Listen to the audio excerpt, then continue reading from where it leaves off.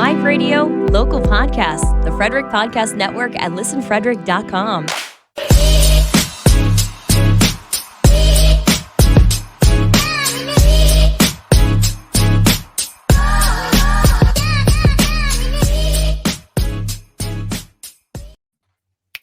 Yes. Another episode of the OSP. Hope you joined us on Sunday. That was some ridiculous fun. The defenders didn't really come through for us, but, it was football. And I'll tell you what, there was people there.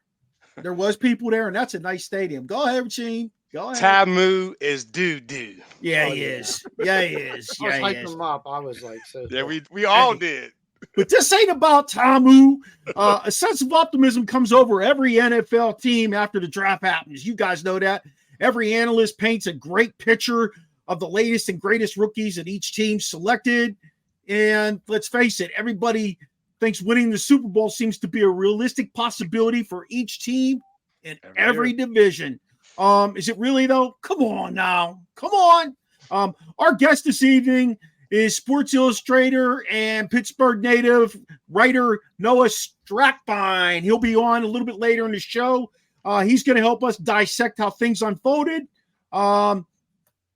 He helped themselves, who helped themselves really, who is living in a fantasy land with their draft. Make sure you reach out to us with your comments and questions as we put up a nice big bow from the 2024 NFL draft. Now we're waiting for Coach Noobs right now. He was at his girls' track meet. He's getting ready to join us here in a couple of seconds. But fellas, how we doing? Chops, break it down for me. How are you, my man?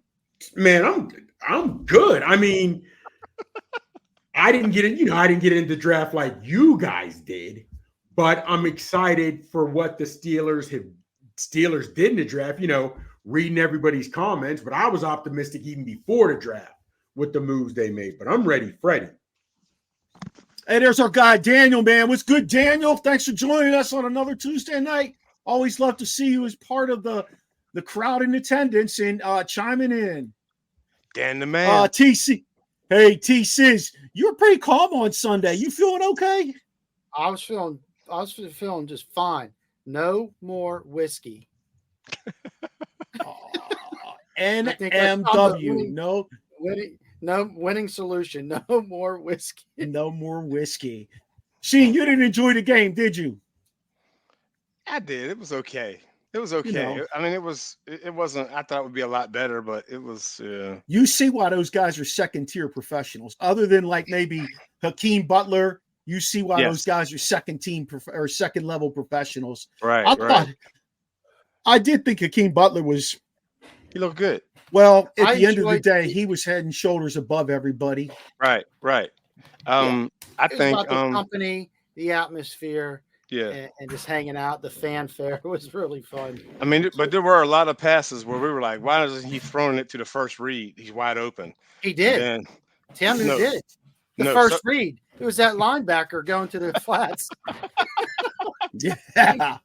Hey, look, Chops. If you've never been to a UFL game, all four of us will tell you this: there is no separation between receiver and DBs. There's none. Absolutely none. The running backs. And that's why the quarterbacks throw for like 180 yards a game. That's why it's like they're like 7 games in and they got like 800 yards passing. I think they flashed the stats the beginning or end of the third quarter.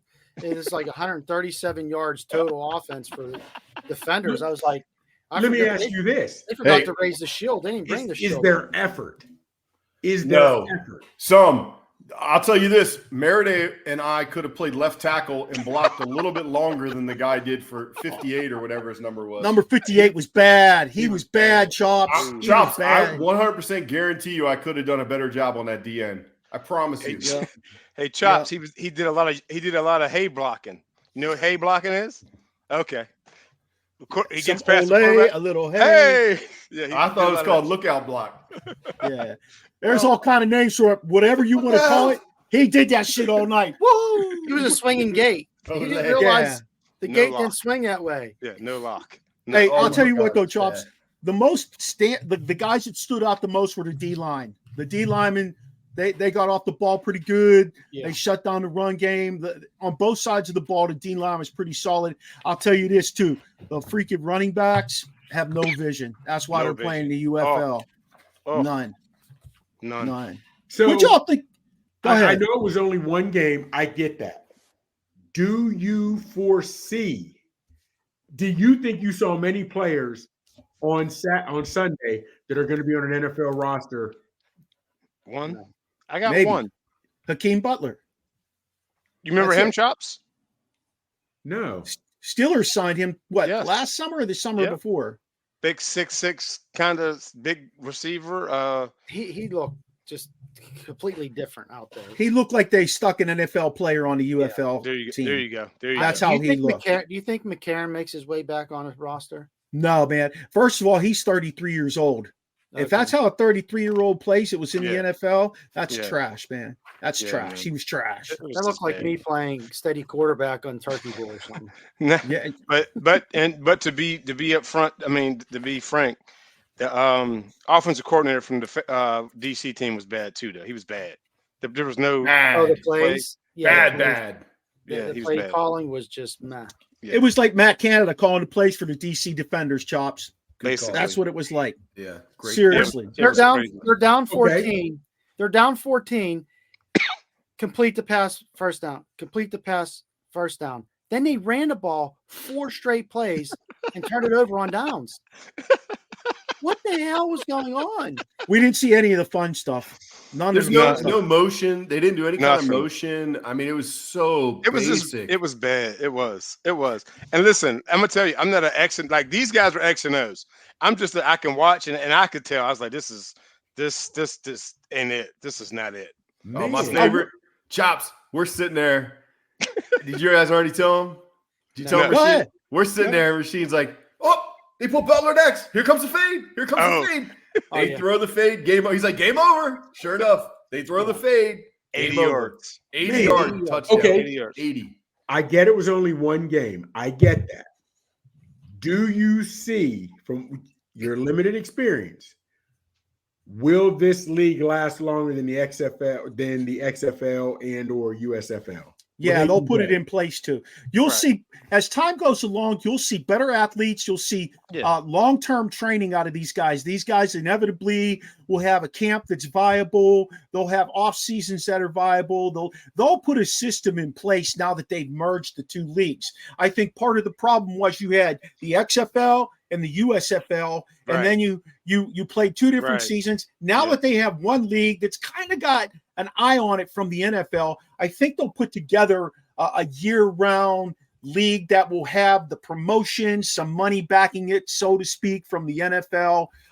I see better players trickling down from the NFL. I mean, there's things that are going to happen. Do any of you, because I don't, do any of you guys know what the salaries these guys are making, whether it be the top guy or average? Do any of you know? We discussed that. Yeah, we looked that up. The average is about 50,000. But the coaches get how much, Noob? Oh, they get like 200, I think. 250. Oh, 50,000. They get 400 for weekly food allowance. Hey, Chops, that 400 hold you over for a week? A weekend? A weekend at Chops. Starring Chops. Oh, shit. Oh, man. I need to get them good vittles. I mean, they make less than the WNBA. Man. Yeah. Think about that. But if they want it to be a viable league, like you asked, Chops, that's going to have to be another sticking point. These guys are going to have to make at least 100. You know, they don't need no salary cap, but they're going to need at least 100,000 to get better players. Even the WNBA players, some of them have the option of going overseas. Right. Where can some of these guys, if they don't raise the money, where would I guess could they go to Canada? Where will somebody CFL? They go to the CFL. Yeah. I got you. But if you want this league to take off, at the end of the day, you're going to have to pay them, and you're going to have to put a structure in place like the NFL has. Maybe not to the degree of the NFL because you don't have that amount of money to market it, but you're going to have something in place there. Free agency, you're going to have to keep your guys, all that stuff. Will they need the players? will you as a fan, the league, whatever, will they need to see much better play before they can realistically start to up their pay? Because could you justify paying the guys more, what you saw on Sunday? No, but last year the play was better. I was thinking we was going to see the defenders. I think they only lost one game, right, last year, right? They won the championship and lost. Yeah. So I thought we was going to see something good, but I think it was Mark who said, what did you tell us why it was probably off? Because what did you say, Mark? I forget what you said, but I think they repicked their guys, a lot of them, don't they? That's what it was, right? That's what you said. Yeah. So they don't sign contracts. I'm on a 4-year deal with the defenders, or you don't know, or I got you. I don't know. They're trying to iron out first year. They're trying to iron it out. It just at the end of the day, Chops, if I was a stud, but I was playing in that league and I was making $50,000, I'd probably go back to teaching. I wouldn't do it. I'd save my body. Beating up your body. What's the use of beating up your body? What you can make? Yeah. Yeah. So, yeah. Coach Grace was making more than them. Oh, shit. Noobs, we decided to wait for you to come on here. How'd your daughter do? She PR'd, which is, always trying to get a little bit better. I saw our buddy Watson. He got to say hi. So it was good. What event your daughter do? What's PR? Shot put and discus. Oh yeah. Yeah, that was what I did when I was on the track team. Yeah, probably she's tiny. Eddie, you get close to my record? Man, my best was discus didn't even count because I couldn't spin in a circle. I got dizzy. I couldn't do it. I couldn't. Fellas, I couldn't. So you can't ride the merry-go-round or the thunderbolt? No, I couldn't do it. Literally, I was standing there and just heaving it. The first time I ever threw shot put, I tried to throw it like a baseball because I was like a baseball. I didn't realize I only did it 1 year. 1 year I did it. Top throw. 51. Yeah, that's good. That's not bad. But I had no technique. It was muscle and everything. You know what I mean? I hit 54 my senior year. I was muscling everything. Do you have the record, Mark? Do I have the record? No. There's somebody who has 63 at Kiski. Okay. That's I had no technique. And the crazy thing about go ahead, Tops. I couldn't even get to the actual, how they put that, whatever the wood thing so your foot hits it. Yeah. I couldn't do it because I kept disqualifying because I'd go over it. So by the time I threw it, I was a good 12, almost a foot behind it because I did it 1 year and that was it. Cousin, what's going on, man? That's my cousin, man, Savannah, Georgia. He lives here in Georgia and also Savannah on my dad's side. What's shaking, Big L? What's up, Al? Hey, Mike, there were dudes when I was my senior year, I got to go to States. Sixth place was like 60 something. The first place was over 70 feet. Yeah. Is that what here's the thing. When I went to track meets, I played football. I only ran track because I got suspended. And when my parents went to sign me back in, Mr. Nick, rest his soul, he talked to my mom, knew him since they were kids, and said, well, Michael doesn't get in trouble during football season because he knows if he gets suspended, he'll be. So that's why I ended up doing track. And it was only 1 year. But after a meet, I'll never forget it. We lost to Latrobe. Never forget it. You remember playing football, you lose, you could hear church mouse licking cotton on the way back. But these guys are cheered, they're hyped, they're da-da-da, whatever. And it was completely different to me. It was completely different to me how track was. Now some of the people took it serious, but after the meet, win or lose, they were partying, then dancing in the street. It was completely different from football. Chops, I'm going to tell you the truth. My junior and senior year, when we go to like West Allegheny or East Allegheny, EA, for the invitationals and stuff, we used to drink there. No, I never did. No, I never did that. I never did that. After we did our events, yeah. But there was quite a few times, you heard the coach, Mills, where's Mills? He's throwing shot. Where's Mills? Mills is trying to holler at the breezies. He took it back with the breezies. Let me tell you something. Heavy D and Biggie, big dudes. No, dude, I was doing it for Heavy D. Overweight Loving House. I was doing it for Heavy D. Rest in peace, Big Half. Yes. Rest in peace, Big Half. Yes. I was on it. Yes. Fellas, let's get after this a little bit. we're going to take the first 5 or 6 questions until Noah joins us, and we're going to talk some Commanders football. Mike, I watched like 2-3 videos today about the Commanders draft. One dude was kind of he oversized it. I'll be honest with you, but the other dudes were pretty good. They were on point, I thought. Now that's from my perspective. You know, you probably see things like that when you look at other teams' perspectives too. But how'd they do, Mike? How'd they do addressing the picks, the biggest needs? Did they get their biggest needs? So I would say I'd give them an A, but their biggest need was offensive tackle, and they got one dude, Brandon Coleman. They got him late. He, I guess he wasn't as high valued, but his RAS score, which is your athletic score, is off the charts. He scored a 9.98 RAS, which puts him 4 out of the last 1,421 athletes that played tackle in the NFL. He's ranked number 4 athletically. So he's super strong. He's very explosive. He has all the intangibles. It's just whether or not he can put it all together on the field. At TCU, they moved him to guard last year, and they said he didn't score as well. He was better, like his PFF score was better at tackle. I think the Commanders are going to look at him as a tackle. They have Cornelius Lucas as a left tackle right now. Now, that being said, free agency, the guys don't count.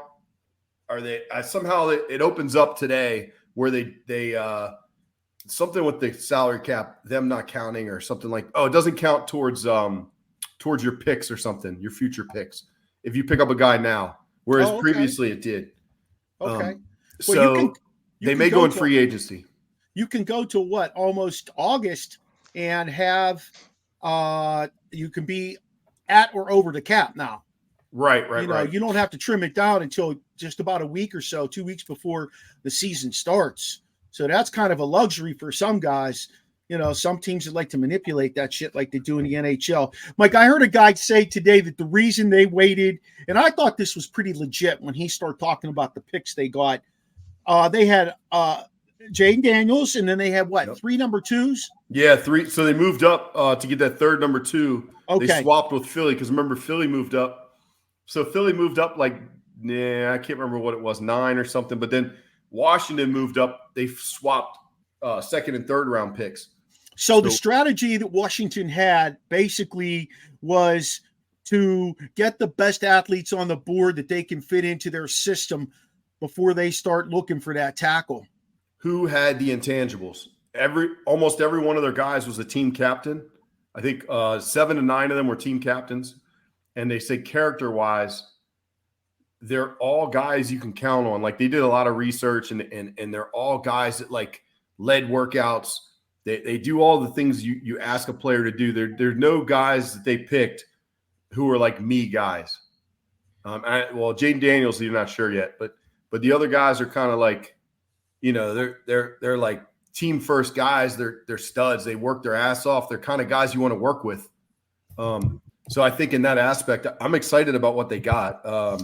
Mike, since you have a horse in this race, if you had the choice between Caleb Williams, and I want you to be upfront and honest, I know how I feel about him, and I voice that to you probably every day. But if you had a horse, since you have a horse in this race, and you had the opportunity to choose Jaden Daniels or Caleb Williams, who would you have taken? I would take Jaden Daniels. I think he has a higher upside. I also think I like his character, and you've mentioned it about Williams. Like, there's some questionable behavior that goes on with that dude, man. I don't know. And everyone says, his teammates loved him and da-da-da. Why were they so excited when he didn't play in the bowl game? Because I'm telling you, the people who are saying his players loved him, I don't know. Those aren't people that are in the locker room. Those are media, sports heads or whatever saying that or whatever have you. But like you said, the players, we saw it on tape. They were geeked. He wasn't there. Was it because – good. I understand Caleb Williams is Hollywood, but you went to do a division between the Bears, the Lions, the Packers. They'll punch you in the mouth like the AFC North. That Hollywood stuff's not going to fly. I'll admit, your boy back in the day, McMahon, he wasn't this kind of Hollywood, but he wore his headband and he showed out, but he played. He put his face mask in there and he ran. He tried to run guys over. He was hardcore. I don't see Caleb Williams being able to come to Chicago with that fan base and be Hollywood. You got to get rid of that. Did you hear him do that? He did that press conference. The Bears. Come on. Let's go around, everybody, and tell who would you have picked? So say that you guys can pick anybody, the first player in the draft. Say the Commanders had the first pick. Let's go through. Mark, who would you have picked for quarterback? I would have taken Jaden Daniels. I like the kid. I liked him at LSU. He proved himself. He proved himself at ASU. He did what everybody else did. He put himself in a better position to be drafted. But his players loved him. He has impeccable character. You know, he's not crying on his mom's shoulder when he's not making a play. Okay, real quick, for the question you asked, Noogs, are you referring to if Washington had the first pick or still if we were Chicago? Okay. No, say you're Washington and you have the first pick and you can pick any quarterback you want. Or say Chicago took Marvin Harrison Jr. Man, so you can have any quarterback you want. Who would you take? Rasheen, who would you take? I probably would have took May. Ooh, interesting. I shared this with Mark about May, and I agree with you, Shane. His WAR, wins after replacement, was at a -2 last year, 2.5, and all these other guys were 2, 3 positive, and is basically because of his weapons behind him, and he carried that team. Yeah, he did. He carried North Carolina. Like Hal did his second year after he had all those guys graduate off. You know, so it's tough. At the end of the day, though, none of us would have taken Caleb Williams. And we're going to ask Noah. Noah's here now. Noah Strackbein is the publisher for Inside the Panthers, All Steelers, and he's the host of All Steelers Talk. Dudes from Scranton. Ain't no party like a Scranton party, huh, Noah? Noah's made his way to the Pittsburgh sports scene in 2017, and we're real excited to have him join us tonight. What's going on, my man? How are you? Hey, there is no party like a Scranton party. I'm happy to be here, guys. Thank you so much for having me. It's great to see you. You located by Dunder Mifflin there? What's going on? Yeah, Michael Scott is actually my uncle. See the stack of papers. All right. Yeah, always. That's how every house is. You were born and raised with a Dunder Mifflin paper, and they never leave. Hey, no, before we get rocking with some draft and Steelers stuff, I just want to touch on this with you. You're the number 1 pick in the draft, and you're the Commanders.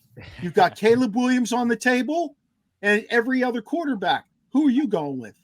Oh, I'm going with Caleb Williams. Do I need a quarterback? I'm guessing I'm the Chicago Bears. I need a quarterback. I'm going Caleb Williams. But let me tell you this. If I was the Chicago Bears, I'm keeping Justin Fields, and I'm going with Marvin Harrison, and then I'm adding to my offensive line later. That's how I would have done it. But if I got rid of Justin Fields, Caleb Williams, it's just hard to, you could talk about there's more readiness in other guys, but the upside there is real. And if you could turn it into something, that's what you're betting on in the NFL draft is how good these guys could get. So, yeah, definitely Caleb Williams. So why is there so many mixed reviews then? Like, that's our first question for you. Why is there so many mixed reviews on him? I don't know, to be honest with you. I think it's a lot of it. I think it's the headlines more than it is anything, not the play, because the play's there. You understand the downside and the upside. I think it honestly is a lot of the Chicago Bears. They haven't been able to develop a quarterback the way that teams, other teams who have been successful developing quarterbacks have done so. They're trying and trying and trying, and Caleb Williams needs to be developed. Like he's a guy that's not going to come in here and be Patrick Mahomes, no matter how many people want to say he's going to immediately be Patrick Mahomes. You have to develop those guys into who they are. I mean, he's got a lot of stuff that you need to fix. You got to keep him in the pocket. You got to stop him from trying to be a hero on every play, but all that stuff works out if you could control it well. I mean, look at Joe Burrow. He is the ultimate, I am going to make the most out of a play. And a lot of times it's not going to go well. So, but a lot of times it does go well. So you got to look at guys like that. I think you're betting on upside. People are nervous that the Bears aren't going to get that out of them though. I mean, I, for one, am not a big fan of his. He's really hyped up in this area because he's from this area. We personally know, Mike has coached with his high school coach, and I don't know. I'm not real big on him, and I'll just leave it at that. I get that. I understand the Caleb Williams concerns 100%. I think that from where it is, I think that any player who goes number one is a little bit hyped up. They always try to make this is the next generational talent. I think Trevor Lawrence is the only guy that ever warranted that type of hype coming out of college in the last 10 plus years. But I think that in this draft class, it's hard to find a guy with more potential at the quarterback position. I think Jaden Daniels might be a close second, but it's hard to say that he wasn't the most upside guy. Man, no, here, Chops here. Man, that to me, though, is the most dangerous word in the English language. Potential. But it really is to me. And I'm not much. Here's my thing, though. When I look at Caleb Williams, and I did think the same thing about Tua. He's finally starting to come on now. Yeah. Tua always had the best receivers on the field. His guys were always open. And in the Pac-12, they play no defense. Defense is a 4-letter word. That's why, you know what I mean? So I mentioned, like, he does scramble. His guys are always open. And he probably has. I didn't watch many USC games, and I don't see a lot of his highlights where he's threading the needle, where he's throwing a rope, you know, and threading. No, I'm sure he's young. He has the arm, I'm quite sure. I just haven't seen it. That's why I like Jaden Daniels over Caleb Williams. But like I said, that's the best thing about the NFL, the draft and the season. Doesn't matter who pick, you got to play now. You got to play. I agree. I think that we'll see what happens with both of them. I wouldn't be surprised if Jaden Daniels turns into something. To be honest, I wouldn't be surprised. I mean, I think Drake May, if you're going to rank them in order of potential, is right there at number 2 with potential to, or at number 3 with potential to be number 2. Like, I think his upside is somewhere around Josh Allen, but you got to get it to where it needs to be. And exactly what you said, like, potential is just potential. That's the worrisome part about drafting a guy first, second, third overall, is your team is really bad for a reason, you know, and you got to get them to be good. And you haven't been good at developing the guys to get you out of that spot. But he is in Caleb Williams is in a lot better position than a lot of quarterbacks that go number 1. True. Because they got this pick from, you know, not because they were the worst team. And what you said about keeping Justin Fields and going with Marvin Harrison would have been phenomenal. But do you think, because I do, but I don't know how you feel, the NFL is such a copycat league and people were worried about missing out that they took Caleb Williams? When you give Fields more weapons, I think Fields can be, I think he's got talent. He hasn't had proper tutelage. No quarterback in Chicago has had proper tutelage since Sid Luckman.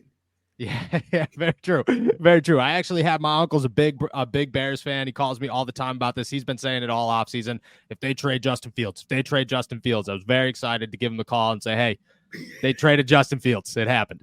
I agree with you. I think that there's nobody that Justin Fields never had a real opportunity, which is why I'm excited to see what Justin Fields could do in Pittsburgh over the next couple of years. But I still it's a copycat league. You're right. And it's tough to argue, hey, you're going to give up the potential at a guy who could turn out to be something special, you know? And I think the Bears honestly did it I don't know if they did it the best way, but I do think they did it the right way. There's justification here. You could look at the Chicago Bears and say they got rid of Justin Fields and they added Caleb Williams, but they also added to their offensive line. They added to their wide receiver core. They gave themselves some defensive help. Like, they built a team around him enough to give him a shot. Whereas it kind of looked like it was just going to be Caleb Williams left out to dry again. And I don't think they did it that way. So I think they at least justified the decision of getting rid of Caleb Williams. And since so who do you think, what team helped themselves the most, do you think, in the first round? Not overall, just first round. I'm going to say the Arizona Cardinals are a team that stand out to me. I think Marvin Harrison Jr. is the best player in this draft by a mile. And I get it. The Kyler Murray thing is worrisome, but the Arizona Cardinals weren't terrible at the end of last season. Like, they had moments where you looked at them and said, they're pretty all right. To go add Marvin Harrison Jr., to add Robinson at the end of the draft, to get some defensive help, I think that helped a ton. They focused on both sides of the ball. I don't know. I think that's a good name that helped themselves the most, maybe going out there. And then, you know, I might be biased, but the Pittsburgh Steelers getting Troy Fautanu at 20 was ridiculous, because that guy was, I don't know, top 15 talent, maybe the third best offensive tackle in the NFL draft. I mean, J.C. Latham going in the top 10 was very surprising to me. I had Troy Fautanu way above him. So I think that's a team that helped themselves. But if I had to pick, I think Arizona was the team that really aced this first round. They looked real good. I got you. Hey, Noah, with all the speculation coming in, there'd be some major trades. Why do you think that didn't happen? No notable trades anyway. I honestly, I think it was the position. It's always wide receiver talk. They're always the big names around the NFL draft. And I think that teams are starting to realize that, 2 years ago, you traded these guys for first round picks and then you paid them mega bucks. And sometimes it worked out. Sometimes it didn't work out. And you don't want to do that anymore. I mean, the Arizona Cardinals a couple of years ago traded for Marquise Brown in the beginning of the NFL draft. And that didn't work out for him. I mean, he was fine, but he lasted the rest of his contract in Arizona, and then he moved on. And you don't want to give up a first-round pick for that. You might as well get somebody who's cheaper in the NFL draft, get a fifth-year option on him, and then you got 5 years to see what you could turn into one of these wide receivers. And wide receiver classes are loaded when it comes to the NFL draft. Like, you can look at the numbers and say they don't work out, but when they do, you get 5 years of a cheap position. All they do is throw the ball at every level now. So if you can't find receivers, that's scouting.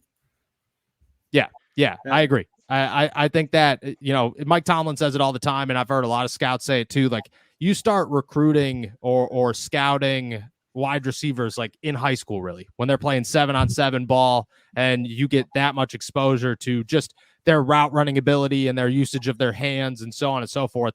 So to find a wide receiver, it's just too easy. And even if it doesn't work out, like you just try again next year, or somebody hits the open market. It just, when it comes to a wide receiver trade, they're not worth it as much as they used to be in the NFL. You're saying the pros have their eyes on wide receivers at the high school level already? Oh yeah, 100%.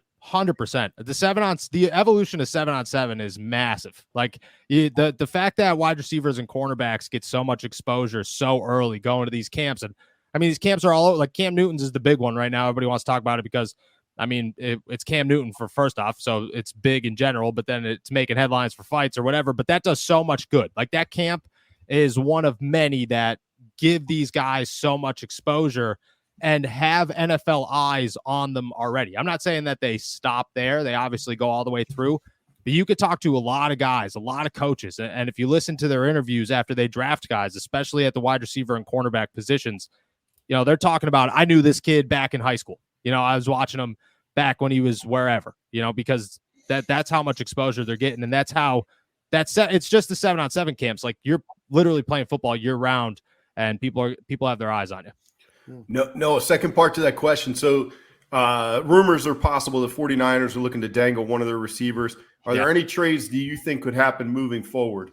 Yeah, I've been told as early as or as late as last night when all that stuff started popping off on Twitter about the Steelers, closing in on a significant playmaker, that they were in talks with the San Francisco 49ers. I don't know where those talks have gone. I was told earlier in the offseason, a couple of weeks before the draft, that the Steelers were really, really in on Brandon Ayuk, and they thought that they were going to be able to get him for cheaper than everybody expects them to get him for.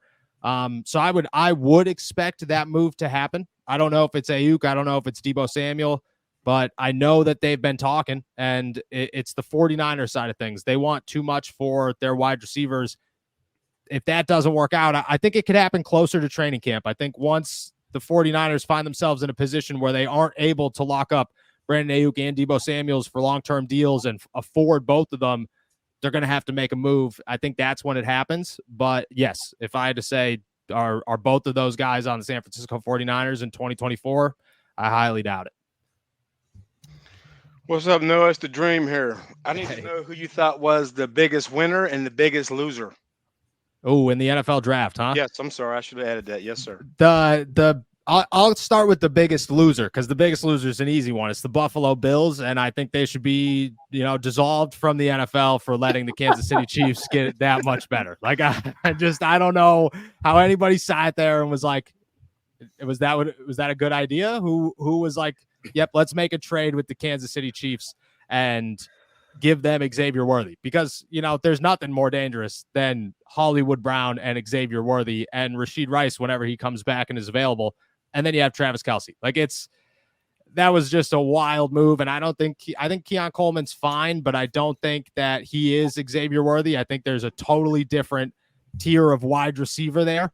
And Keon Coleman to me is a late second round pick and not a first pick in the second round. So I don't get that one. Obviously, you talk about the Atlanta Falcons. They're up there too with just the first pick alone. Like Michael Penix, what are you doing? Like it just doesn't. I like the idea. I like the thought process. Get somebody who's going to develop behind Kirk Cousins. Don't get the guy who's going to be 28 pushing 29 when he's ready to take over for Kirk Cousins, because that guy's already almost fully developed. You're not going to get much more out of him. That's a Jaden Daniels. That's a Caleb Williams, a Drake May, a guy who clearly needs a year or two to continue to learn, and you're going to put him behind somebody who's a Pro Bowl quarterback in Kirk Cousins. That makes sense. Michael Penix does not. But I would say those two, the biggest losers. The biggest winners, I mean, the Pittsburgh Steelers got to be up there. That they aced every single one of their picks, in my opinion, outside of maybe the 6th round, and I still like their 6th round picks and what they got. I mean, to add 2 offensive linemen that are going to be immediate starters, and then Mason McCormick, who will probably be a starter in 2 years if things work out well, to add a guy like Peyton Wilson, who, I mean, you could talk about his knee injuries. I get it. Maybe he's a one-contract guy. We'll find out. But just talent alone, looking beyond the injuries, this guy's got the potential to be a late 1st round, early 2nd round pick in a normal draft. And then Roman Wilson, I thought, was a 2nd round pick. Like, if we're going to be honest, I thought Roman Wilson on my board was higher than Keon Coleman. Like, that's where I kind of placed those guys. So I think that was a massive move. I think they helped themselves a lot. I think the Arizona Cardinals killed this draft. They focused pretty much everywhere and aced all of them. I think the Denver Broncos did really well too. If you take away Bo Nix, I don't like the quarterback position or pick. I think you should have waited there. I think you could have got something better, but I think the rest of those moves were really good ones, and they add everywhere that you go. So I would say those 3 are my winners, and the Falcons and the Bills are my losers. Is that desperation that Bo Nix picked because all those other quarterbacks went? Yes, 100%. And Sean Payton talking about, I had to coax the Minnesota Vikings into trading up for J.J. McCarthy is such a lie. There's no chance. Like, I'm sorry, but there are smoke screens in the NFL, and you can kind of tell when they're real and when they're not. And this one was definitely not. They were just, that's a panic move. That's where we need to go, and that's what they did. Got you. Okay. Chuck, you're muted. How you get muted, Sizzle? Can you hear me now? Yeah, we hear him. All right, real quick. Noah, were you more surprised with Penix being taken, or even the fact they gave a 35-year-old guy $100 million guaranteed? So I think I'm more surprised.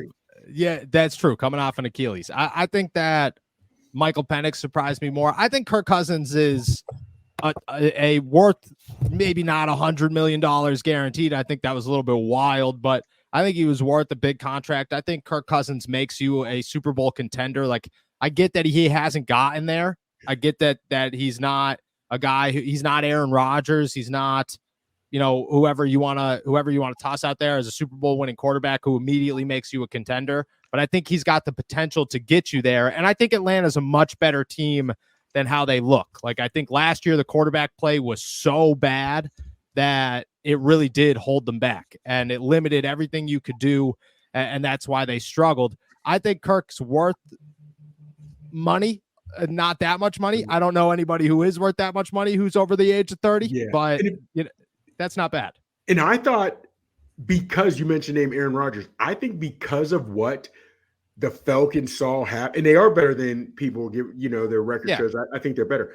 I think because of what happened to Rodgers, the Falcons did what they did. Because if they'd have had a decent quarterback, Penix is a great talent. I don't know, since you put all that money into, like you said, Cousins, if you take him 1st round, but if he's not healthy enough to go, or they lose him 3rd or 4th week and he re-injures that, now you don't, I mean, he'd be better than like a Bryce Wilson, backup that the Jets had to deal with. And I wonder if what they saw the Jets go through, because they were ready in every position except quarterback. Rodgers goes down and they're out of it. Now, again, we don't know what Penix will do, but I wonder if that's, why they took Penix 1st round. So let me just play devil's advocate here. If you don't take Penix, and you got NFL teams have a pretty good sense of the board. Like they have a pretty good idea how these things are going to fall down. I think that they had a pretty good sense that there would be a lot of quarterbacks that went early and then they'd stop. The quarterbacks would be over. I know that the Las Vegas Raiders were not very high on Bo Nix, and that was probably the last team that would have taken a quarterback. I mean, if you just let it rock and you went somewhere else and Penix ends up in Denver, let's say, and Bo Nix makes it to the second round, is that good enough? Because I think that's just as good of an option. And you probably get, and you do get a top 10 talent in the NFL draft, which I don't think Michael Penix is. Yeah. Hey, speaking of the Raiders, were you shocked as hell that they took Brock Bowers? I was, but I think at that point it's just the best player available, and Brock Bowers was by far the best player available. Like, you could make things out of great players, especially tight ends. Like, tight ends are versatile in the NFL these days, and you could, everybody's looking for a Travis Kelce because Travis Kelce could be a number one wide receiver and a number one tight end at the same time. And I think Brock Bowers has that potential. So I was more surprised that he just kept falling because he's a guy I thought was going top 10. And I thought teams were going to try to trade up to get him, honestly. All right. Can you hear me? Yes, we can. Yeah, we hear you, Sis. I thought you said I was muted. All right, Sis here. Hey, Noah, NFL football is almost 12 months. It's almost year round, right? From the OTAs to the combine to the pro days. If you look at all these players coming up through the draft, are there any unexpected players who help their case with these different opportunities? Like I said, the pro days, combine, or any that hurt themselves? Ooh, so I do. I think that's a good question. So I'm going to go guys that really help themselves. Obviously, Xavier Worthy. You do that. To be honest with you, I'm going to throw you a curveball here. I know I've mentioned this name too many times, so I'll try to give you another example too. But I think a guy who might have changed the entire future of the NFL is Marvin Harrison Jr. Because I think him saying, I'm the top wide receiver in this draft class. There are no questions asked. You need to stop worrying about it. And I am not going to test in front of all of you to lower my draft stock. I'm just going to let my tape do the talking. Made him the first wide receiver in the NFL draft class. I think it was, I'm not going to give you concerns because there are no concerns when you watch the actual tape. And I think that him not testing boosted his draft stock a ton, because I think if he tested, he probably would have been a little bit slower than you hoped. And there would have been real conversations about whether or not it's him or Malik Neighbors. And I think there were conversations, but I'm talking there would have been a real shot that Malik Neighbors went as the first wide receiver over Marvin Harrison Jr. Obviously, Xavier Worthy's a really good one. Guys who hurt their stock. Matt Goncalves out of Pitt is a guy who a year ago was viewed as like a late second round pick, and then he tested at his pro day terribly after coming back. I was honestly surprised that Cooper DeJean didn't go higher in the NFL draft after how good he looked at his pro day after not testing at the NFL Combine. I thought that was a name that surprised me that fell into the second round. And Troy Franklin, too, out of Oregon. Him dropping as much as he did, very, very much so surprised me because he looked good throughout the draft process and was a name. Spencer Rattler should have helped his draft stock, but did not. And I think that's where things get crazy. Is there are a lot of guys that looked really good. Quinion Mitchell was another example. Absolute stud during this draft process. Doesn't go as high as everybody expects him to go. Brian Thomas is another one. It's just very surprising that these guys looked really good but didn't get their draft stock increased. On that same note, were there any prospects that we heard about or knew of throughout this process that went undrafted? Oh yeah, there's an easy answer there. That's Beanie Bishop out of West Virginia. All-American last year, ran a 4.39 in his 40, put up, I believe, 19 reps on his bench press, something crazy like that. And he's 5'8", 5'10". He's a little dude, and he's a monster. And I thought he was getting drafted. I thought he was an option for the Steelers in the 6th round. He went undrafted. They were able to sign him.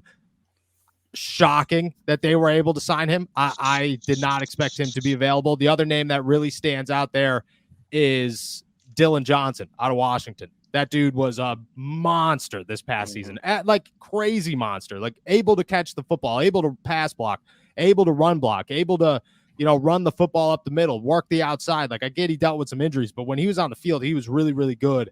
I expected him, honestly, like I looked at him as a possible like 4th, 5th round pick. He went undrafted. I would say those two were easily the biggest names on my book. Hey, does Beanie slot in? He makes the Steelers. He go in the slot. Yeah, I think I mean, I don't know. I try to hold back expectations on guys that go undrafted. Like there's all that Corey Trice talk about like, oh, Corey Trice is going to be the guy who, takes a step forward this year. And, you just don't know. You don't see guys play. You have no idea what the expectations are. And I think that's where we are with Beanie Bishop. Want to see him on the field, but he does. I do say he gives me Mike Hilton vibes. Like he's a guy. Yeah, that's exactly what I thought too. Yeah, that's he's exactly physical, he's fast, he's quick, he's twitchy, like he's got good in coverage. I mean, this guy, he led the NCAA last year with 20 pass breakups and 4 interceptions. Like, I would say. How does he slip through the cracks? I don't know. I have no idea how this guy went undrafted. The way that the board shook out this year was wild, especially after like the 2nd round. Like once we got later into the draft, like Michael Pratt going in the 7th round, Kalen King going in the 7th round that's a 2nd round draft pick. Like that is a guy that 2 months ago people are talking about in the 2nd round, goes in the 7th. I have no idea how it happened. The board shook out wild this year. Maybe it was his size. Is he actually 5'9" or 5'8"? Yeah, he's tiny. He's like, I think they list him at 5'10", which means that there's no chance he's 5'10". That's what I go at. Exactly. Exactly. Yeah. And I think he benched probably 18 more reps than me. So yeah. He's yeah, right. same. He'll be right. Same. But that's, I mean, I think little dudes work out all the time. I mean, you look at, Russell Wilson's little, the perfect example out of Pittsburgh is Landon Roberts is a guy that you stand next to him and you're like, nah, you're listening at 6 foot, pal. And I'm 5'8" and I'm staring you right in the forehead. Like there's no way. But they work out, you know what I mean? And I think slot corner is a position you don't got to be big. As long as you're good, you don't got to be big. No, on the same lines there, like you talked about Troy Franklin. Like I was shocked he was still around in the 4th round. Is insane. What causes that? What do you think caused that? With him, I have no idea. Like there are certain guys where you get the headlines, you see the injury concerns or so on and so forth. I have no idea. Like, I don't know why guys ranked wide receivers so much differently than the media ranked them. I have no idea how that got twisted. Troy Franklin I've talked to scouts and people after the draft, and they were just as surprised as me. Like, Troy Franklin falling that far, that should have never happened. That dude is, he's got 2nd round potential, but at worst, he's the bottom of the 3rd round. Like, you're just looking at him as, like, hey, somehow he slipped through the cracks. To make it to day 3 is nuts. Even if he was like whatever the 1st or 2nd pick on day 3, shouldn't have never happened. I don't know. Like that's a very surprising one. There were a lot of those guys this year though, where there's like just no explanation of why it happened, but it just happened. TJ Temple comes to mind for me. TJ Tampa. TJ Tampa. There exactly. TJ Tampa. Like, how's he still here? Exactly. The whole draft. And TJ Tampa's a good one. Cam Hart is another good one out of Notre Dame. Like that dude could turn out to be something. You go watch the tape against him and Marvin Harrison. Like during that game, the announcers the whole time are talking about how this guy is going to dominate and be like such a big name in the NFL and blah, blah, blah. And there goes day 3. He's chilling there. And for a while, like there were a ton of them. He's from this area, isn't he? Yeah, he went to good counsel. Him and Chris Jenkins. Yeah. There you go. Well, he's going to be, the exact words I got were this guy is probably the most underappreciated guy in the NFL draft. That's what I got heading into day 3. That was a text I got. Hey, Noah, do you think this draft was just loaded though? Like, is this just a really good draft? Is that why so many guys shook out like that? So that's really hard to say because it turned out to be a loaded draft. Like it turned out to be a draft where you got guys all over the place, and without, like, as crazy as it sounds, without like many shocking picks, like without many people going like, what was that? That was wild. Even throughout the entire draft. But it was not looked at as that going into the draft. Like you talk to people heading into the draft and they tell you after pick like 80 to 100, this draft falls right off a cliff. and teams are going to be looking to go up because they're not going to want to sit back and get guys that aren't worth the draft stock in the 4th round and the 5th round. So going into it, people thought this was going to be a bad back half of the draft, a loaded front half, and somehow it turned into a loaded. It's just, this is the most, I bet this is my 5th NFL draft covering it for the Pittsburgh Steelers, and this was by far the most shocking draft I've ever been a part of. Let's face it, this is a COVID draft. A lot of these guys were seniors in high school. True. You know, if they played 4 years of college, this was their draft. And what the hell did you do over COVID? If you were going to be an athlete, you were lifting, working out. That's what else you have to do. Very true. Very true. Good point. True. It's true. And you get a lot of older guys. You get a lot of 5th, 6th year guys who get those extra years to develop. So they look good. I agree. All right, Noah, I'm going to put you on the spot. Who are your favorites to be offensive and defensive rookie of the year for this season? And so, I mean, you got to go with the obvious one on offense with Caleb Williams. You know, it's tough not to say. And we tell Caleb you, Williams. we don't want them. You're not big on the Caleb Williams. I know. But I don't trust the Commanders. I really don't trust the Commanders, and I won't until proven otherwise. I don't think a guy like Drake May is going to start right off the bat. I think that Jacoby Brissett's going to be that guy.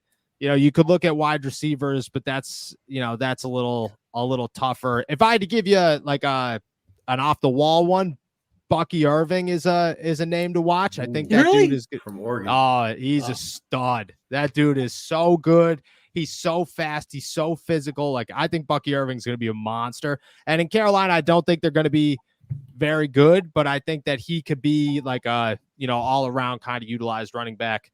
And I have high hopes for him. Ricky Pearsall would be my other like off the wall bet here, because I mean, to go to San Francisco as a slot guy, what are you doing? Like, you made Juwan Jennings look like a monster. I can only imagine what you're going to do with Ricky Pearsall.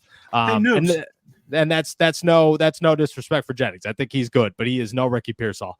I'm sorry. Defense. I'm going to tell Noobs to drop his question about McConkey and McCaffrey on Noah. See what he thinks. Well, I was surprised the Skins or Commanders took McCaffrey. Yeah. And when they still had Troy Franklin on the board, like McCaffrey, when I watch his film, he doesn't get much separation. No. And his numbers are off the charts, but you're like, it doesn't seem to translate onto the field. What are your thoughts on him as a receiver? I think I agree with you. I was surprised. Like I saw him as a 4th round pick. If the board shook out the way that I thought it was going to shake out, I don't have him above really a couple of guys that went in the 4th round after him. I don't know. Like, I think to a degree, you're kind of taking a shot on the McCaffrey name and what he could do with the bloodline. And I think there's real like tangible evidence that works out a lot of the time, where these guys come in here, and if they have family that's in the NFL and they could work with that family and train with that, like, it works out, like they have it's different if it's like, oh, this guy's coming and his dad played in the NFL, like the Jeremiah Trotter thing, the Brendan Rice thing. Like, I don't know. I think that was a little bit overhyped. Like, these guys weren't that good, and I get that why they fell, but their dads aren't going to sit around and train them, and push them the way that, like, in the offseason, if Luke and Christian are working out, like Luke's working out, potentially the best offensive player in football. Like, I think that helps a ton. And I saw it firsthand with, TJ and JJ and Derek and the stories there, and how much better that, you just get season after season because you're working out with those guys. So I think that they took a shot there, but I agree with you. I don't think there's anything on tape that stands out about that guy that makes me think he's a 3rd round pick, especially over a name like Troy Franklin. Man. All right. Well, keep it, Noah. We thought there were going to be some trades, storylines that we'd have to be able to talk about. We didn't really get any that we know of. But do you know any storylines that emerge, whether it be on or off the field or behind the scenes, that that we the fans still don't know about, or whatever have you? Yeah, I mean, I think the wide receiver trade market was very real during the NFL draft. That teams were definitely calling the Denver Broncos and the San Francisco 49ers and the Seattle Seahawks for DK Metcalf, that all that was real. That was all happening. And it didn't make a lot of noise and a lot of headlines because none of it happened, but that stuff was constant throughout the entire NFL draft, right from start to finish. Again, the only reason none of it materialized is because these teams aren't willing to give up, a 1st round pick and $26 to $30 million for a guy that they're going to get for 2 years compared to a guy that they could get for 5 that they believe could turn into something like that in a year or two. So that was definitely real. There was a lot of conversation. The 49ers, I think it's hilarious every time John Lynch says that we aren't moving these guys, that we're not talking trade, and shuts it all down. They're definitely talking trade. Like, that's real. It's definitely happening. Even if it's not coming to fruition, but the wide receiver market would be the real one. Now, as you had talked about, like, the different wide receivers and names you had named, and you had said earlier you expected to go closer to about camp time when they realized. Yeah. Do you expect to see any move for any players after, like, what is it, the June 1st cuts? Yeah, so June 1st cuts, like, trade-wise, you're talking trades? Trade-wise or. Yeah, so the trade, I expect June 1st, like, changes a lot of things. Like, the DK Metcalf thing is good for the trade, for the June 1st, because then the Seattle Seahawks take a much less cap hit than they do if they trade them before June 1st. But they can also post-date it. Like, they could also make the trade now and post-date it to June 1st.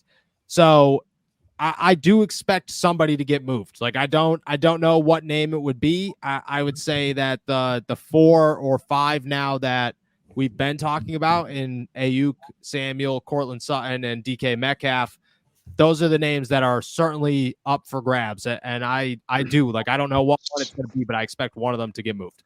Any of them in Pittsburgh end up in Pittsburgh? I think one of them ends up in Pittsburgh. I do. I definitely do. All right, Noah, you're Omar Khan. Yeah. You put some stuff out there to each one of them. Who do you want? You're going to give up what you put out to each one of them. Who do you want? Hey, Zay Jones is available now, by the way. Yeah, Zay Jones is a good option, I think, for the Pittsburgh Steelers. I don't think he's as good as these options, but I think he's a good like number 3. Come in here and be a guy why Roman Wilson is your number 2, and hope that, Calvin Austin eventually turns into number 3 and Zay Jones can bounce down to number 4. Like, I think that's a perfect fit for the Pittsburgh Steelers. And I think, honestly, like, I'd go cheaper route if possible. So that's where I think there's 2 answers here. There's the, like, ideal, if everything works out and who cares about the money, the salary cap isn't real situation. It's Brandon Ayuk, and it's easily Brandon Ayuk. Like, that guy is ridiculous. He's a number 1B maybe on a team where, like, he should be a number 1, and he'd be a number 1 anywhere else in the NFL almost. He's definitely the ideal situation if money wasn't a real thing. If you're going to be realistic about it, Cortland Sutton is the name that makes the most sense. I think he comes in here. He's got a $13 and a $13.5 million cap hit the next 2 seasons. He's 28 years old, so you're only going to get him for 2 years, and then you're going to move on. That's all you need him. Like, you could add another wide receiver in the next 2 years and make that work. Then you paid George Pickens and you stop paying Cortland Sutton and you get a quarterback. And I think Cortland Sutton's the name that makes the most sense for the Steelers. But if you're going to be ideal, Brandon Ayuk brings the best talent. They need some. Don't you have a quarterback on your roster though, in Justin Fields? I think you do, but you don't know what you're going to get out of him. Like, I don't think you could overhype a guy like Justin Fields yet. I do think they extend him. I think that they keep him for another 2 years on a cheap deal just to see what they could get out of him. And then if Russ looks really good during the season, they try to extend him. And, sorry, Justin, at some point, maybe you'll get your shot somewhere. But that wide receiver room doesn't have any leadership right now. Those guys are all young, and they need some veteran to come help. Yeah, and I don't know if any of those guys, like, they worry. Cortland Sutton would be the best one, to be honest with you, when it comes to leadership. Like, Ayuk worries me. Deebo Samuel worries me. DK Metcalf, if I'm a Steelers fan, I am terrified of adding DK Metcalf. He's a phenomenal talent, but he is the biggest hothead in the NFL, and that is the last thing that you need when you're trying to, like, mentor a young wide receiver.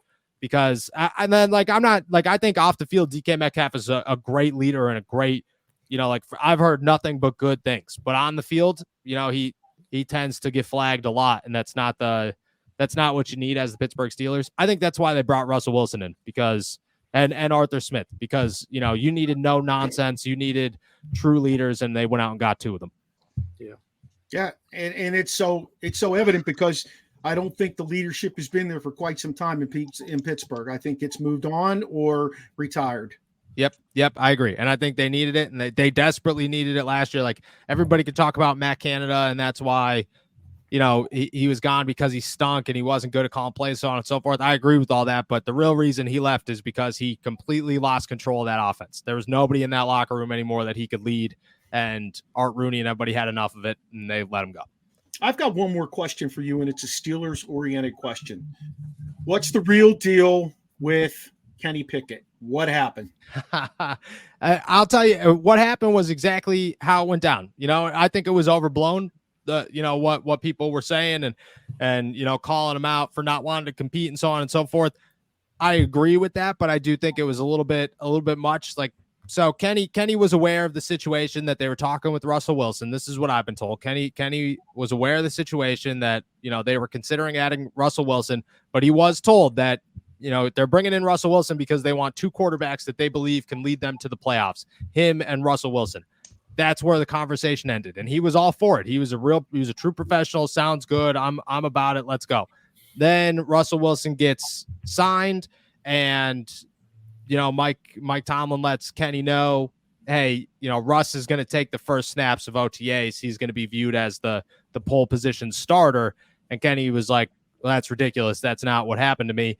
And then, obviously you had a ton of hate from the fans. You had a ton of criticism. You had everything. And I think all that built up. At least I've heard that it all built up. And eventually he hit a point where I was like, I think it's best if I leave.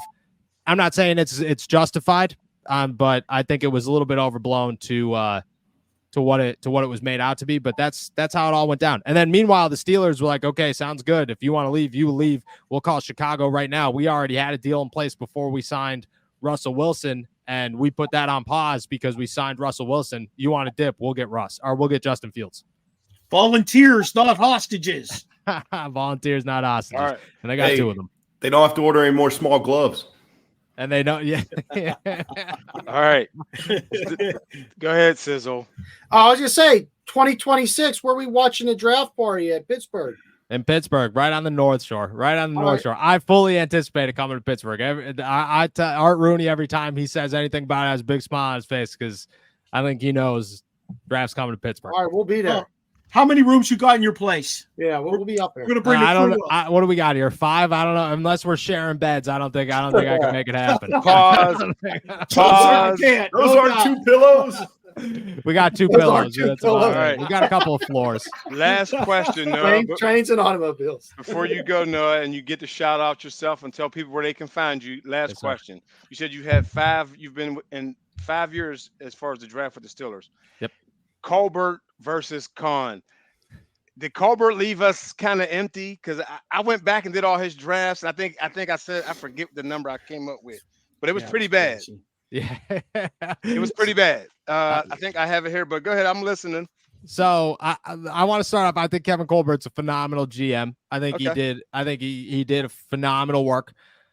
I think at the end of Kevin Colbert, his drafts were a little rough. Like not the greatest. And especially Omar Khan comes in here, completely changes how the Steelers are looking and really how they think about things. I think that's the biggest thing is he brought some youth and some new age football when it comes to the general manager position to the Pittsburgh Steelers. And it has worked out every way you could possibly imagine it was going to work out. So I mean, I'm not going to compare. I think Omar Khan's body of work is too small right now to compare them over time. Mm-hmm. But I would be so excited about it. And I can just tell you this, like, I see Omar Khan all the time, constantly, like on a daily basis during the season. I get to do cool things during the offseason. Like I was at the owners meeting and Art Rooney takes a bunch of us out to dinner and Omar Khan's there. And, Roger Goodell throws this big party and, Omar Khan's there and so on and so forth. And, you're talking and mingling and down in Indianapolis, obviously for the combine, you're talking and mingling. This dude is always working. Always. He is constantly on his phone. He is constantly calling. I bust him all the time. I'm like, dude, can I please have a night off? Can you stop doing this to me? I don't care about you. You'll get your sleep when you need it. I don't want to work tonight, so I need you to get off the phone. That guy's always working. I think the upside of the Pittsburgh Steelers is massive because of what he could bring, especially during the offseason. So to me, and I get a lot of guys that are saying, and I'm like, Khan is doing a thing. And they're like, no, Tomlin has his say too. Well, here's my thing. But here's my thing, Noah. When Tomlin was there, we didn't see this kind of movement. Now, Colbert's gone. Tomlin's still there. This offseason, these guys will tell you when any name was up when Wilson was up, Fields. I was like, fellas, they're not going to bring him. They don't bring in splash players. They don't bring in this. Now Khan's there, and they're doing it. Yeah. So my thing, you know, if I get a new girlfriend and all of a sudden I start smoking, you're not going to say, Mike, that's your girlfriend's idea. Yeah. You know, Tomlin's still been there, but Khan's the new guy, and we're seeing new things. So I agree with that. I do agree that, you know, there's why didn't you see it in the past? But I also think that the opportunity has to present itself. Like Mike Tomlin isn't making the calls to Russ to, you know, try to negotiate a contract and bring him in for a visit and so on and so forth. Like that starts with the GM kind of to, you know, when Mike Tomlin says he strictly lives in a vacuum where he focuses on his team and what he can do for his team, he's not lying. Like he focuses on who are the guys on this roster and how do I make them the best players possible. The rest of it is on the GM. And I'm not saying that Mike would say like, oh yeah, bring Russ in years past, because I don't think that that's 100% true. But I do think that Omar Khan presents many more opportunities for him over the last 2 years to do these things than Kevin Colbert did, especially late in his career. Like I think Omar just puts them in place and then goes to Mike and says, look, we could get Russ for $1.2 million. You know, we could trade Chase Claypool for a second round pick, and Tomlin's got to make that decision. And I think he says yes, because they're too good to pass up. But even Parcells, a great Parcells said, if they're going to ask you to cook the dinner, at least they can let you pick the groceries. So Tomlin never had anything. You know, that's my only thing. You know what I mean? I'm a Tomlin guy. I really like him. But now that we got Khan, we're, like I said, we're seeing things we've never seen. It's like, okay, so you've been here X amount of years, Tomlin, and they never let you pick, or you said who you wanted and they said beat it. You know, I don't know. I agree. I don't think that the scouting, I'm not trying to defend, like, you know, I agree with you. I don't think the scouting was up to par when it came to Tomlin and all those guys as much as it is right now. I'll toss a very sleeper name out there. I think Andy Weidel deserves a ton of credit for this because I think he is a natural dominant scout who just has exactly, like he's got an eye for the. I mean, and before that, he did his thing in Baltimore. And Baltimore kills the NFL draft every single year. Like this guy knows how to scout good players, and I think that's the biggest thing. Is like, yes, I agree with you that Tomlin probably should have done more and had better decisions, and I agree with that 100%. But I think the last 2 seasons, the view of these guys is much better because they changed things enough where they have better eyes on things.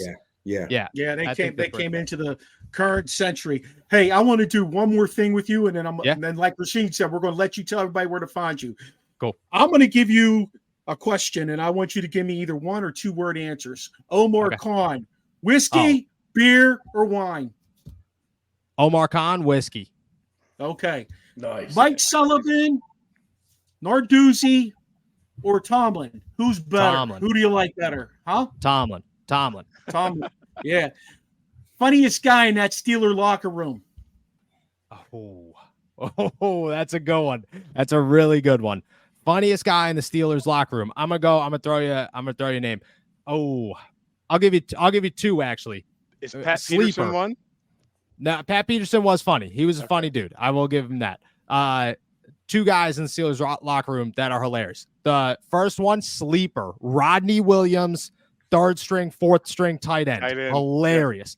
Yeah. Second guy, Landon Roberts. That guy is the scariest, funniest human being you'll ever meet. Wow. Yeah. Which one of these teams is next to win a championship? The Steelers, the Penguins, or the Pirates? And this is the last one, I promise. Has anybody ever answered this question?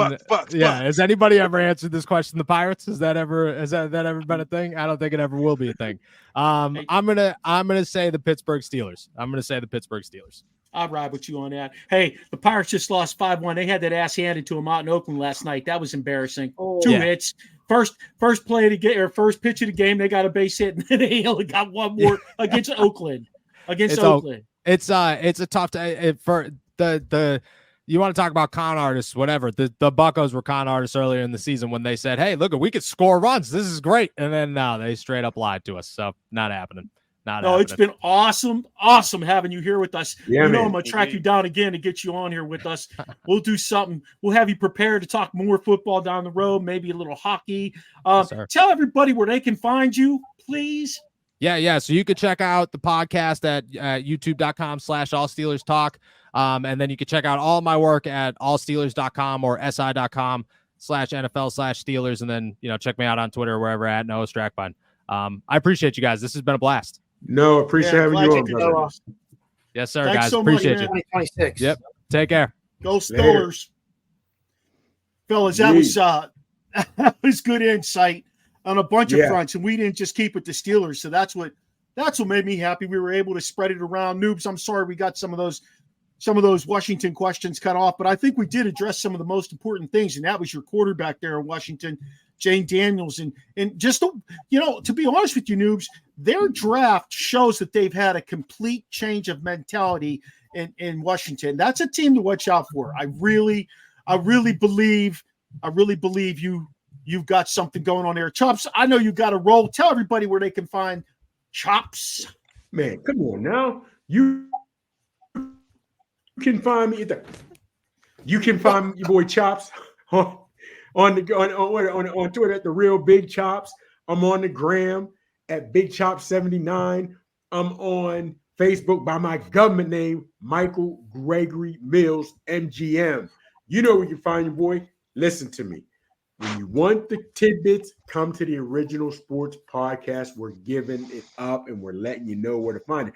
Fellas, if ESPN calls me one more time, I don't know how much longer I'm going to be able to be with you guys. I don't know. Hey, now listen. Go do your paperwork, man. Go do your paperwork. We are giving better stipends than the XFL, UFL, whatever they're calling it. Yes, man. Hey, fellas, Chops, we'll take care of you when you come out to be with the boys. Justin Timberlake, he's gonna ride solo now. Okay. Where do you see Noob's place? We'll have steaks ready to go. I'll get you some good chicken wings. Fellas, don't threaten me with a good time. Steak and chicken wings, your boy, man, I'll be laid up like a dead roach. Little Hennessy. He'd be like this. All right, fellas, take it easy. I'll get the hammock set when you come. You better get it reinforced. We gotta get them steel cables. Listen to me. I'm not letting no hammock fall out of him and break all my shit. Nah, bro. Not your boy. Holla.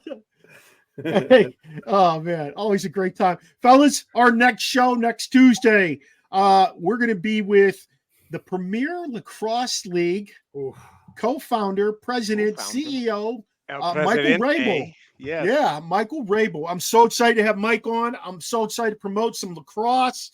That's going to be an amazing, amazing time. Fellas, tell them where they can find you. Let's start with the Dream.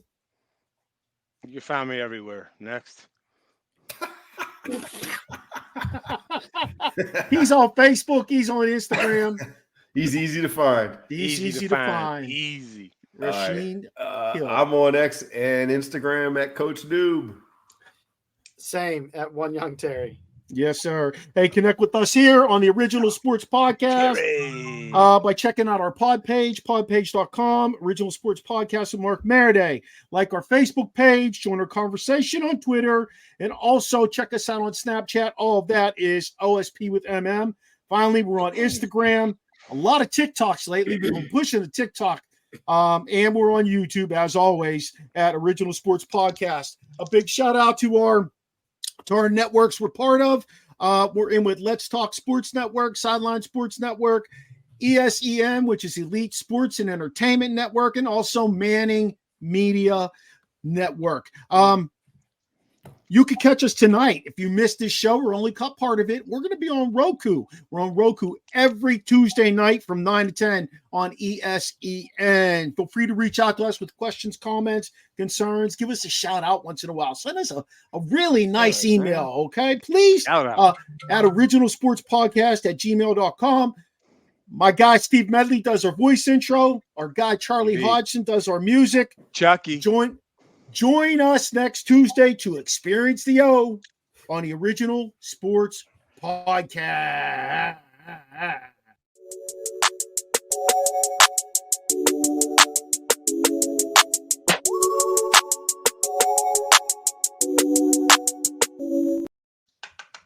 This podcast is part of the Frederick Podcast Network. Learn more at listenfrederick.com.